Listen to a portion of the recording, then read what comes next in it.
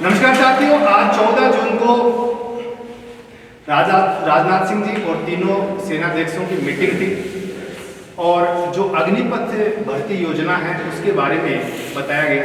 तो मेरे पास जो जानकारी मैं आपको दूंगा। पहले तो ये कि ये योजना क्यों सरकार ने शुरू की है, इसके पीछे कारण क्या है।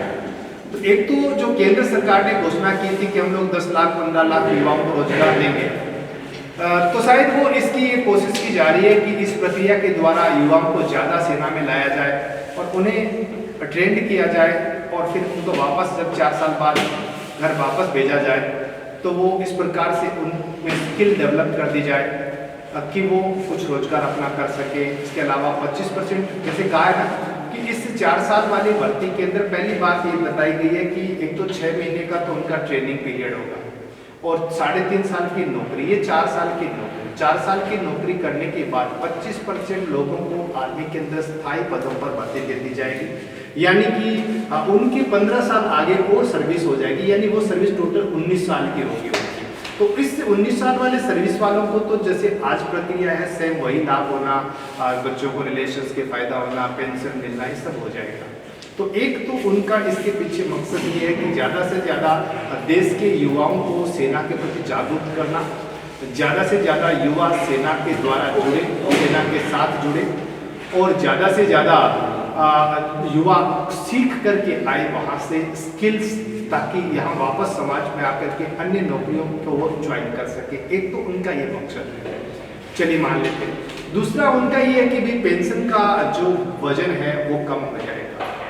2 बातें। और तीसरी बात यही है कि जो ज़्यादा से ज़्यादा जो युवा जो सेना की ओर हर युवा का जैसे माना जाता है कि एक सपना होता है कि भाई मैं इंडियन आर्मी में जाता, मैं देश की सेवा करता है। अब युवा उससे प्रभावित होता है, तो उनका यही है कि भाई ज़्यादा से ज़्यादा युवा, जो भी युवा जाना चाहे सेना में, वो पीजीबीए के अंदर सेना में एंट्री कर ले, 4 साल की अपनी सर्विस करके आए। इसके अलावा यदि उसमें है वो योग्यता तो वो 25% पे आ जाएगा, आगे की ज्वाइन कर लेगा।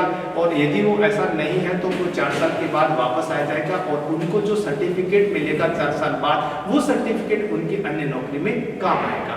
इस दौरान ये भी बताया गया है कि जो पीछे अभी तक की जिनकी दौड़ हो चुकी, जो मेडिकल फिट हो गई, उनकी भी जो भर्ती प्रक्रिया उसको कैंसिल माना गया है, जैसे कि वायुसेना प्रमुख ने बताया, और नए सिरे से फॉर्म अप्लाई करने पड़ेंगे। इसके साथ ही आयु संबंधी भी कोई जानकारी नहीं दी गई है, तो ऐसा लगता है शायद आयु में छूट नहीं दी गई होगी। फिर भी जो फाइनली है वो आर्मी की वेबसाइट पर 2-4 दिनों में हमें सूचना मिल जाएगी। तो ये 3-4 बातें थी। अब ये कि इससे और क्या फायदा है, तो मैं आपको बताना चाहूँगा। और निश्चित बात है उन बच्चों को बड़ा नुकसान है जो उम्र पूरी कर चुकी है, उन बच्चों को बहुत नुकसान है जो मेडिकल फिजिकल फिट हो चुके 12-12 महीने से, जिनका एग्जाम नहीं हुआ। निश्चित बात है उनके लिए एक बड़ी दुख की बात है। तो मैं उनको ये कहना चाहूँगा कि हमें कोर्ट के संविधान के तहत हमें तैयार रहना चाहिए। हो सकता है कुछ हो जाए, इस बारे में फिर बात करेंगे। और इसके अलावा अब मैं आपको ये बताना चाहता हूँ कि 3 महीने के अंदर ये भर्ती प्रक्रिया सारी है वो शुरू हो जाएगी। तो युवा क्यों जाएगा 4 साल के लिए, तो इसके सीधे सीधे कारण एक तो ये बताया गया कि उसको अच्छी तनख्वाह मिलेगी। दूसरी बात 25% को हम लोग परमानेंट कर देंगे। और तीसरी बात, आप वहां से आएंगे तो काफी पैसा लेकर के आएंगे और आप वहां से कुछ सीख करके आएंगे जो अन्य नौकरी में आपकी हेल्प मिलेगी।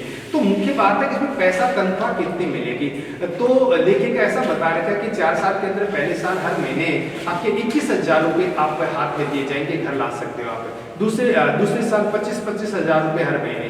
तीसरी साल पहले 21,000 रुपये, दूसरे साल 23,000 रुपये हर महीने। तीसरी साल 25,000 रुपये के समथिंग हर महीने आपको मिलेंगे। चौथी साल 28,000 रुपये के समथिंग आपको मिलेंगे। यानी ये टोटल 4 साल के अंदर बच्चों आपको लगभग 11-11.5 लाख रुपए का तनख्वाह के रूप में मिल गया। और उतनी ही 11-11.5 लाख रुपए सरकार की तरफ से आपको मिलेगी, क्योंकि हर महीने आपका कुछ पैसा कटेगा। जैसे पहले साल प्रति महीने 9-9 हज़ार रुपये आपके कटेंगे, 9-9 हज़ार रुपये सरकार जमा करती रहेगी। अगले साल मान लीजिए 11 या 12 हज़ार रुपये प्रति महीने कटेंगे, उतने सरकार जमा करवाती रहेगी। तो इस प्रकार 11-11.5 लाख रुपए आपने तनख्वाह के रूप में हाथ में हासिल कर लिए 4 साल के अंदर। और 11-11.5 लाख रुपए आपको एक मुश्त तक मिलेंगे जब आप रिटायर हो 4 साल बाद आप ये पूरी करके आएंगे।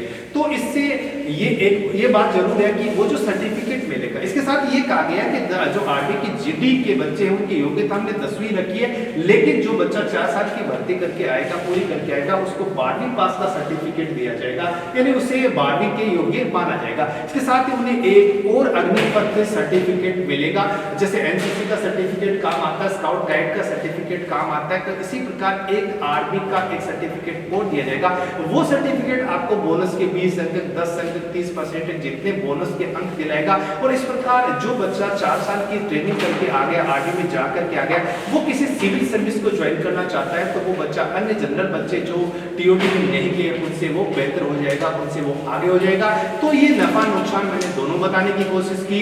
हालांकि आने वाले समय में ये तो पता चलेगा, पर इतना जरूर है कि जब यहाँ पर सिविल सर्विसेज के कॉम्पिटिशन होने लगेंगे तो आप देखिएगा उसमें जब जो 4 साल के लिए जो युवा गए हैं उनको जब फायदा होने लगेगा, तो उस समय एक बहुत बड़ा रुझान हो जाएगा वैसे भी बच्चों का कि 4 साल की ट्रेनिंग करके आए, 22-23 लाख रुपए मिलेंगे, हो सकता है 25% हम फाइनल जो होते हैं परमानेंट होता है उसमें हो जाए, अदरवाइज तो हमें बहुत सारा पैसा जो मिलता है और जो हमारा सर्टिफिकेट मिलता है वो आगे हमारे करियर में काम आएगा।